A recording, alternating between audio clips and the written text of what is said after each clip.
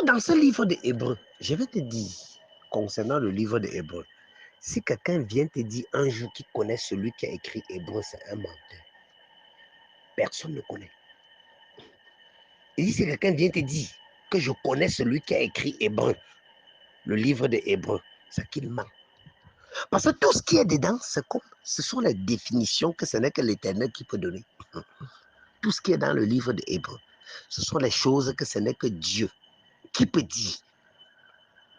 Parce que si tu n'as pas compris, tout ce qui est dit dans d'autres trucs, tu vas dans Hébreux, tu ne vas rien comprendre. La majorité des définitions se trouve dans Hébreux. Pour t'amener à comprendre ce que l'Éternel veut, il a donné les définitions de ce que lui, il veut dans le livre de Hébreux. Parce qu'il faut comprendre la définition, c'est qu'on peut dire. Quand l'homme fait une définition, quand il veut une définition, il va chercher dans le Larousse.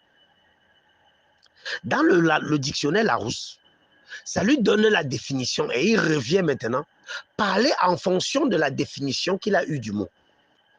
Même Hébreu, c'est Larousse de l'Éternel. Ce sont Larousse, son dictionnaire. Parce que pour pouvoir comprendre, va dans son dictionnaire. Il y a beaucoup d'éléments dedans qui donnent les preuves. Or, voilà ici, il te fait dans Hébreu 11 à son verset 1. Il te dit, oh, la foi. Or, beaucoup de gens pensent que ça soit dit que, non, j'ai la foi. Il faut avoir la foi. Il parle de la foi sans savoir, sans comprendre le sens. Or, le propriétaire, il dit que, oh, la foi est une ferme assurance.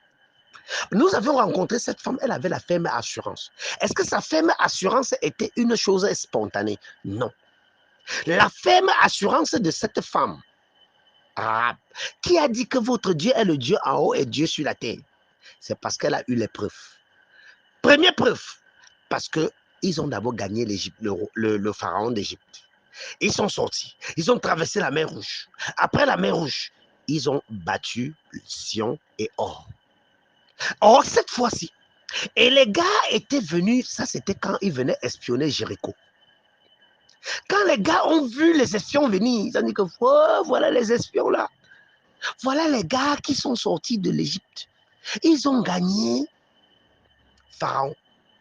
Et ils ont gagné Sion et Or. Leur Dieu a fendu la main, ils sont passés. Je ne veux pas être que de leur côté parce que je sais qu'ils vont gagner. Elle avait la ferme assurance.